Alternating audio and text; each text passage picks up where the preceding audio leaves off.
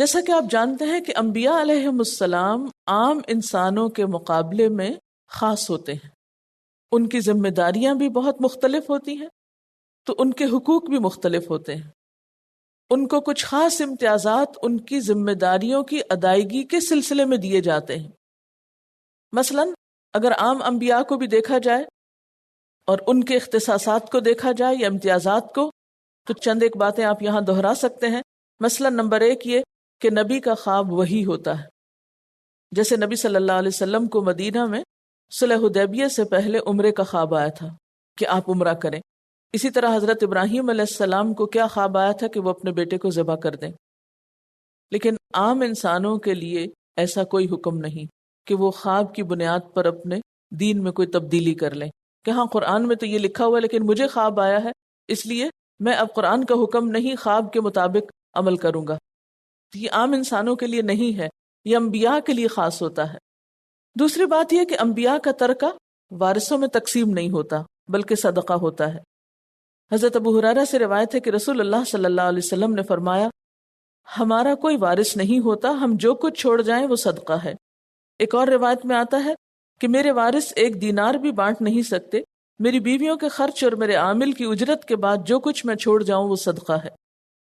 تیسرا اختصاص یہ ہے کہ انبیاء کے جسم کو مٹی نہیں کھاتی، یعنی فوت ہونے کے بعد جب انہیں قبر میں دفن کیا جاتا ہے تو زمین کی مٹی ان کے جسم کو نقصان نہیں دے سکتی. یہ انبیاء علیہم السلام کے لیے خاص بات ہے. عام انسانوں میں سے بھی مثلا شہید یا کچھ اور لوگوں کے ساتھ یہ معاملہ ہو سکتا ہے، لیکن ضروری نہیں کہ سب کے ساتھ ہو. ہاں، انبیاء میں سے سب کے ساتھ ایسا ہی معاملہ ہوتا ہے. اس کے بارے میں کیا دلیل ہے؟ آپ صلی اللہ علیہ وسلم نے فرمایا تمہارے دنوں میں سب سے افضل جمعے کا دن ہے. اسی دن آدم پیدا کیے گئے، اسی دن فوت ہوئے، اسی دن سور پھونکا جائے گا اور اسی میں نفخہ ہے یعنی قیامت آئے گی. اس دن مجھ پر زیادہ سے زیادہ درود بھیجو کیونکہ تمہارا درود مجھ پر پیش کیا جاتا ہے. صحابہ نے عرض کیا یا رسول اللہ صلی اللہ علیہ وسلم ہمارا درود آپ پر کیسے پیش کیا جاتا ہے جبکہ آپ کی ہڈیاں پرانی ہو چکی ہوں گی؟ آپ نے فرمایا اللہ تعالیٰ نے زمین پر انبیاء کے جسموں کو کھانا حرام کر دیا ہے، یعنی زمین انبیاء کے جسموں کو نقصان نہیں دیتی. اسی طرح موت سے پہلے اختیار ملنا. سیدہ عائشہ رضی اللہ تعالیٰ عنہ فرماتی ہیں کہ میں سنا کرتی تھی کہ کوئی پیغمبر اس وقت تک نہیں مرتا جب تک کہ اس کو یہ اختیار نہیں دیا جاتا کہ دنیا اختیار کرے یا آخرت. پھر میں نے رسول اللہ صلی اللہ علیہ وسلم کی مرض الموت میں سنا آپ کو ایک اچھو ہوا اور فرمانے لگے یا اللہ ان لوگوں کے ساتھ جن پر تو نے انعام کیا آخر آیت تک. اس وقت میں سمجھ گئی کہ آپ کو وہ اختیار مل گیا ہے. پھر اسی طرح یہ کہ ہر نبی کو مرنے سے پہلے جنت میں اس کا ٹھکانہ دکھا دیا جاتا ہے. رسول اللہ صلی اللہ علیہ وسلم جب تندرست تھے تو فرماتے تھے کہ کوئی پیغمبر اس وقت تک نہیں مرا جب تک اس کو بہشت میں اس کا مقام دکھا نہیں دیا جاتا. پھر اسے اختیار دیا جاتا ہے زندہ رہے چاہے آخرت اختیار کر لے. پھر اسی طرح آپ صلی اللہ علیہ وسلم کی کچھ خاص خصوصیات ہیں جو احکام خاص آپ کے لیے ہیں اور آپ کی امت کے لیے نہیں ہیں. ان میں سے ایک تو یہی اختیار ہے کہ آپ کو 4 سے زائد شادیوں کی اجازت دی گئی. دوسرے یہ کہ آپ پر بیویوں کا حق مہر اور نان نفقہ واجب نہ تھا. تیسری بات یہ کہ بیویوں کی باری کے سلسلے میں بھی آپ سے یہ پابندی اٹھا لی گئی. پھر اسی طرح آپ پر تہجد کی نماز فرض تھی، امت کے لیے سنت مؤکدہ تھی. امت کو وصلی روزوں کی ممانعت تھی جبکہ آپ کو اس کی اجازت تھی. وصلی روزہ کیا ہوتا ہے؟ روزے پہ روزہ جس کے درمیان افطار نہ کیا جائے. عام لوگوں کے بس کی بات نہیں لیکن آپ صلی اللہ علیہ وسلم ایسا کیا کرتے تھے. پھر اسی طرح پیغمبر کے لیے صدقہ حلال نہیں ہوتا. پھر اسی طرح آپ نے عام لوگوں کے لیے فرمایا کہ بہتر صدقہ وہ ہے کہ جس صدقے کے بعد انسان محتاج نہ ہو. لیکن آپ خود قرضہ اٹھا کر بھی صدقہ دے دیا کرتے تھے اور یہ بھی آپ کی خاص خصوصیت تھی، حتیٰ کہ آپ کو کبھی زکوٰۃ ادا کرنے کا موقع ہی نہ آیا. اسی طرح آپ کے علاوہ آپ کی ازواج مطہرات کی بھی کچھ خصوصیات تھی جسے پیچھے آپ پڑھ چکے ہیں کہ اگر وہ اچھا کام کریں تو دگنا اجر اور اگر گناہ کا کام کریں تو دگنی سزا. پھر اسی طرح ازواج مطہرات کے لیے ایک اور خاص بات یہ تھی کہ آپ صلی اللہ علیہ وسلم کی وفات کے بعد کوئی ان سے نکاح نہیں کر سکتا تھا، جبکہ کسی اور بیوہ کے لیے ایسا حکم نہیں ہے۔ اس کے ساتھ ساتھ ایک اور اہم بات ذہن میں رکھنا ضروری ہے اس آیت کو پڑھنے سے پہلے، کہ سوال یہ پیدا ہوتا ہے کہ کیا نکاح کا مقصد صرف عیش و عشرت ہے؟ کیا نکاح کا مقصد صرف جسمانی جنسی تعلقات کا قائم کرنا ہے، شہوت رانی ہے، یا زیادہ سے زیادہ اولاد کا حصول ہے؟ اگر نکاح کا مقصد یا شادی کا مقصد صرف یہی سمجھا جائے تو یہ تو بڑی زیادتی کی بات ہے اور بہت تنگ نظری کی بات ہے۔ نکاح محض ان دو مقاصد کے لیے نہیں ہوتا، محض ان دو خواہشات کے پورا کرنے کے لیے کہ بیوی کی طلب ہو اور بچوں کی طلب ہو اور بس صرف یہ مادی مقاصد ہوں، ایسا ہی نہیں ہوتا، بلکہ نکاح سے شریعت کا اصل مقصد کیا ہے کہ معاشرے کو فحاشی سے پاک کیا جائے، بے حیائی سے پاک کیا جائے۔ اسی لیے حکم کیا ہے کہ بالغ ہونے کے بعد نکاح میں دیر نہیں کرنی چاہیے۔ والدین کو ذمہ داری دی گئی کہ وہ بچوں کے نکاح کے سلسلے میں غفلت نہ برتیں۔ پھر اسی طرح اگر کوئی بیوہ ہو جائے یا طلاق یافتہ ہو تو اس کا نکاح کرنا بھی ضروری ہے۔ پھر اسی طرح بعض اوقات یہ بھی ہوتا ہے کہ نکاح کے باوجود اولاد نہیں ہوتی، تو ایسے میں بھی مایوسی کی ضرورت نہیں، کیونکہ نکاح کا حصول محض اولاد حاصل کرنا بھی نہیں ہے۔ نکاح انسان کو عفت و پاکیزگی عطا کرتا ہے۔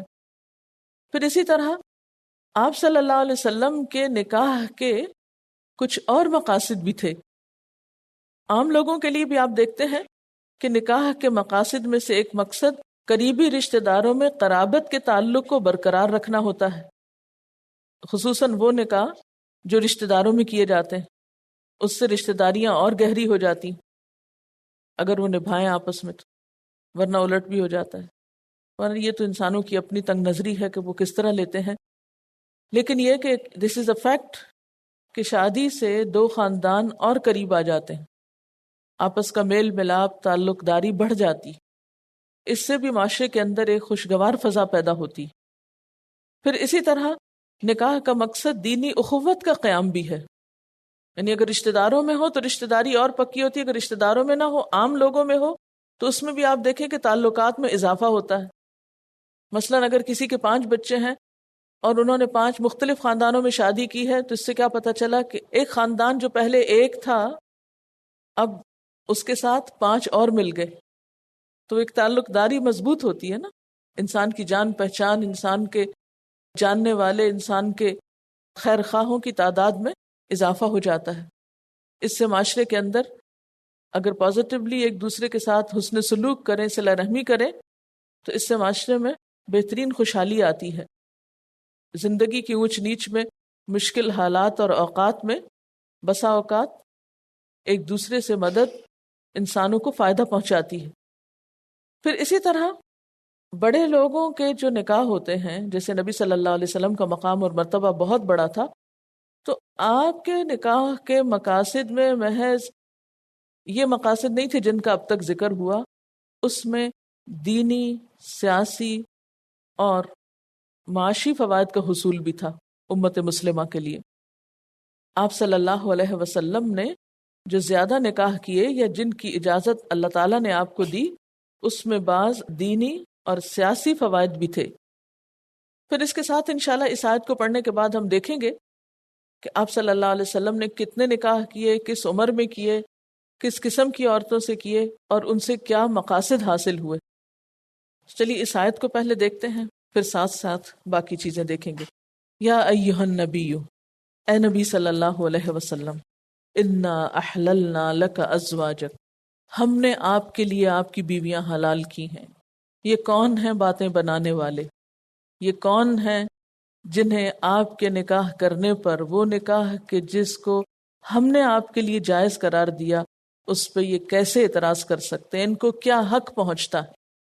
انا احللنا لک ازواجک، آپ دیکھیے کہ آپ صلی اللہ علیہ وسلم کے زیادہ نکاح کرنے کے معاملے کو دشمنوں نے بہت بری طرح اچھالا ہے۔ غیر مسلم تو درکنار، بعض اوقات مسلمانوں کے اندر بھی ایسے شکوک و شبہات پائے جاتے ہیں کہ بھلا یہ کیا بات ہوئی، آپ نے اتنی زیادہ شادیاں کیوں کی تھی. اور آپ کو معلوم ہے کہ اگر اللہ کے رسول صلی اللہ علیہ وسلم کے بارے میں ہمارے دل میں کوئی بدگمانی ہو، کوئی برا خیال ہو، تو ایمان جانے کا اندیشہ ہوتا ہے. یہ کوئی معمولی بات نہیں ہے. اس لیے اللہ تعالیٰ نے کیا مناسب سمجھا کہ قرآن پاک میں اس بات کی حقیقت کو اچھی طرح واضح کر دیا جائے کہ آپ نے ایسا کیوں کیا، کس وجہ سے کیا. جس طرح آپ کے لیے کچھ اور احکامات خاص ہیں، اسی طرح یہ حکم بھی آپ تک مخصوص ہے کہ آپ 4 سے زیادہ شادیاں کر سکتے ہیں، آپ پہ عدل واجب نہیں، آپ کو بلا مہر نکاح کی اجازت دی گئی، آپ کی بیویاں امت پہ آپ کے بعد حرام قرار دی گئیں، لیکن کتابی عورت سے نکاح آپ کے لیے ممنوع تھا جبکہ باقی امت کے لیے حلال تھا. اسی لیے ہم دیکھتے ہیں کہ حضرت جواری اور حضرت صفیہ وغیرہ جو تھیں وہ مسلمان ہوئی تھیں جب آپ نے ان سے نکاح کیا تھا. یہ کیا مقصد تھا؟ اور کیا آپ نے محض اپنی ذاتی اغراض اور خواہشات کی وجہ سے یہ سب کیا؟ اللہ تعالیٰ کے اذن سے یہ سب کچھ ہو رہا تھا تاکہ اہل ایمان اپنے ایمان کو بچا سکے. جب ان کو یہ پتہ چل جائے کہ یہ سب کچھ اللہ کے حکم اور اذن سے ہوا اور اللہ تعالیٰ نے ایسا چاہا، تو پھر اہل ایمان کو اللہ کے فیصلے قبول کر لینے چاہیے. اس کے بعد دل میں کوئی شک، کوئی رنجش، کوئی بری بات اور برا خیال تک نہیں آنا چاہیے.